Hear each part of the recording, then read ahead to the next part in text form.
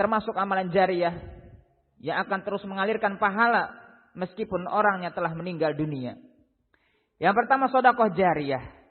Seperti yang tadi saya sampaikan, sedekah yang kemanfaatannya akan terus dimanfaatkan oleh kaum muslimin sehingga pahalanya pun akan terus mengalir selama barang tersebut atau apa yang kita sedekahkan tersebut tetap dimanfaatkan oleh kaum muslimin. Sebagai misal membangun masjid. Ya. Seseorang bersedekah dengan kemampuannya. Ada yang mungkin sedekah semen, ada yang sedekah atap masjid atau keramik, apapun itu yang berkaitan dengan masjid. Sedekah jariyah. Kalau dia mampu, satu masjid dia sendiri yang membangun. Tapi kalau tidak mampu, apa yang bisa kita lakukan? Lakukan. Tidak punya harta, kita bisa punya andil dengan tenaga. Mengorbankan diri kita untuk mengerjakan apa yang bisa dikerjakan oleh kita. Nah, maka itu pun termasuk amalan jariyah. Sehingga setiap masjid itu dipakai oleh kaum muslimin, pahalanya akan terus mengalir kepada kita.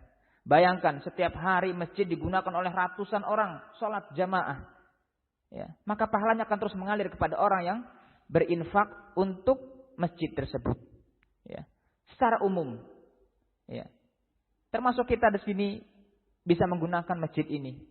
Ini tentu akan menghasilkan pahala.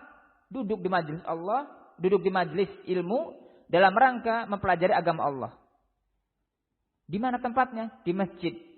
Maka mereka yang membangun masjid itu akan terus mendapatkan pahala dari kita-kita yang duduk di sini dan dari mereka kaum muslimin yang sholat berjamaah di masjid ini.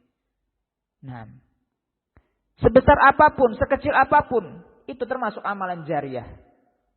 Nah, barakallahu fikum. Sehingga ya, apa yang bisa kita lakukan, lakukan. Ada gotong royong di masjid, ikut. Ya. Jangan kemudian kita mengasingkan diri dari kaum muslimin secara umum, jangan. Ya. Cukuplah kita dikatakan mengasingkan diri karena kita tidak ikut acara-acara mereka. Ya. Tapi pada perkara yang syar'i bersemangat. Itu pun bagian daripada dakwah. Ya. Terkhusus kita ikhwah di PCI. Walhamdulillah kita diberikan kemudahan untuk bisa sholat jamaah di sana, memakmurkan masjid di sana tanpa ada yang menghalangi. Alhamdulillah. Maka seharusnya kita bersemangat untuk melestarikan, memakmurkan masjid tersebut dan juga menjaganya. Jangan anggap itu hanya masjid masyarakat lah, itu masjid Allah. Itu Baitullah. Nah, dan ketika kita ikut bergotong royong di sana, itu kita pun sedang berdakwah. Sehingga ketika ada orang yang mau mengomentari keburukan untuk kita, ada yang membela. Ya, mereka orang-orang baik. Ya, mereka bukan hanya sekedar sholat, mereka juga punya andil.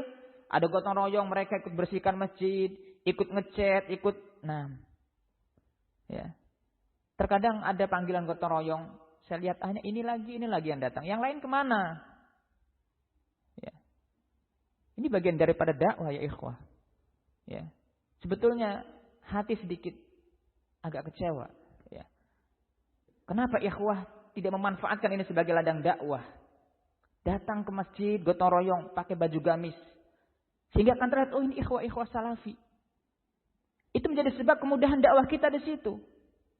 Tapi kalau hanya datang satu orang, dua orang, yang itu lagi, tidak akan terlihat. Itu bagian daripada dakwah. Nah, maka mudah-mudahan dengan kajian ini menjadikan kita sadar. Ya, bukan hanya sekedar kita memakmurkan masjid Allah, tetapi kita pun sedang berdakwah ketika kita ikut bergotong royong di masjid tersebut. Ya, barakallahu fikum. Terkhusus ikhwah PCI. Karena kebanyakan kita atau banyak dari ikhwah di sini yang tinggal di PCI, alhamdulillah. Kita pun punya sekolah di situ, ada pendidikan di situ. Bantu. Ya, antum tidak bisa bantu mengajar, bantu dengan dakwah antum di masjid, dengan menampakkan diri ketika ada gotong royong. Ya, itu pun bagian daripada dakwah. Saat ada orang yang mau membuat rusak atau mau menghalangi kegiatan kita di masjid, ada orang yang membela. Ya, kita dibantu oleh mereka. Ya, barakallahu fikum. Kembali